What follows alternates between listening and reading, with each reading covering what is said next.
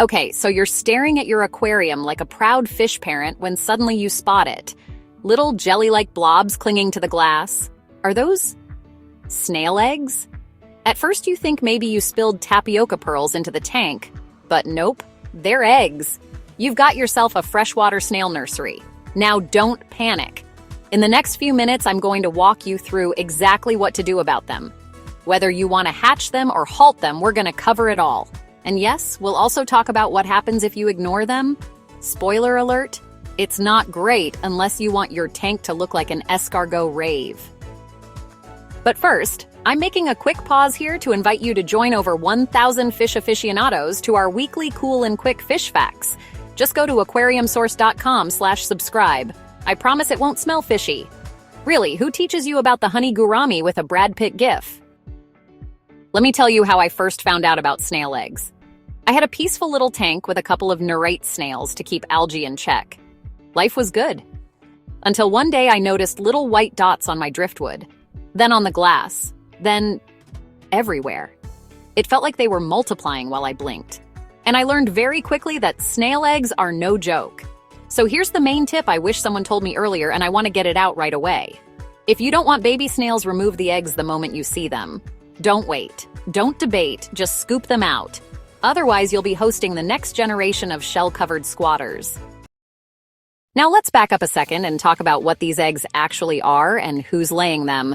Most of the time, it's either mystery snails, nerite snails, bladder snails, or ramshorn snails. Each of them has their own little egg strategy. Nerite snail eggs are tough little white bumps that don't hatch in fresh water. Mystery snail eggs are laid above the waterline in bright pink clumps.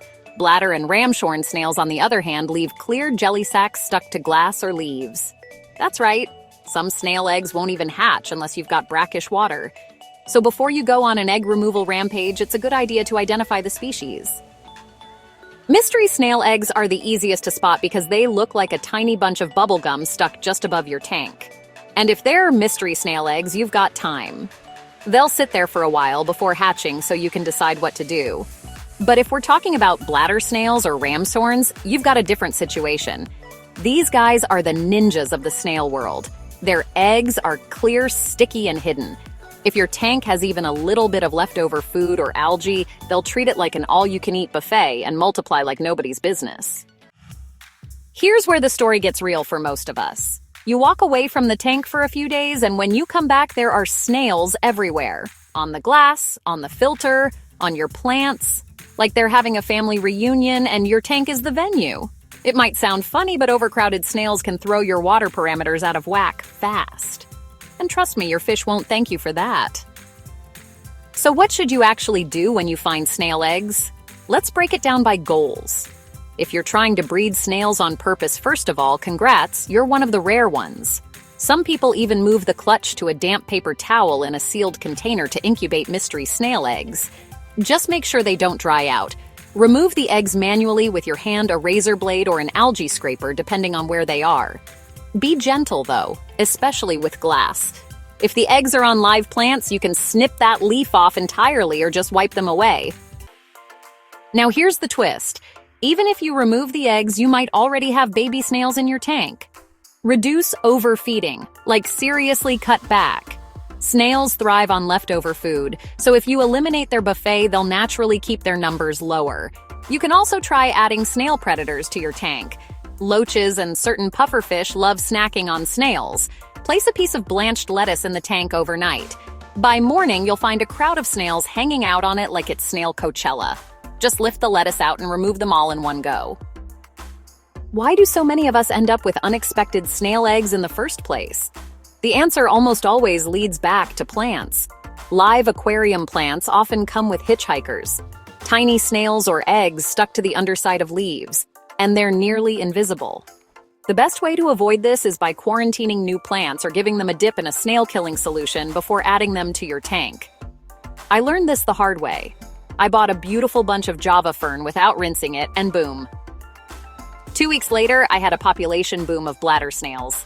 That's when I realized that prevention starts way before the eggs show up. Now let's talk about eggs that are already hatching. Baby snails are adorable, yes, but also tricky. They're tiny, they hide, and they're almost impossible to catch. That's when you need to up your filtration game. A sponge filter with fine mesh can help prevent the tiniest snails from getting into your main system. And regular water changes will help keep the bio load in check as they grow. If your snail invasion is getting out of hand and manual removal isn't cutting it, you can consider chemical treatments. But I always caution people here, most treatments that kill snails can harm invertebrates and even some fish. Copper-based meds, for example, are dangerous for shrimp. So if you're going to use a treatment, read everything twice, and maybe even once more for good measure. But honestly, I've found the most success by keeping things simple. Spot the eggs early, remove them manually, and don't overfeed. That 1-2 punch will take you far. Plus, it helps you stay more connected to your tank. When you're checking the glass and plants every day, you start to catch other things too. A little tear in a leaf, a change in fish behavior, a cloudy corner of the tank. All of that helps you become a better aquarist.